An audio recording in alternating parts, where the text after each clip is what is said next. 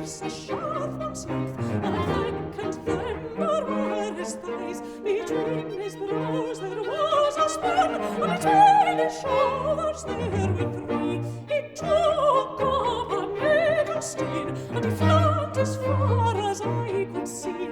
Though I had been a walrus white, I could have left him tame and knee. Oh, wee man, but thou be strong. Oh, tell me where thy dwelling be. My dwelling's down at yon bonny door. Oh, will you go with me and see?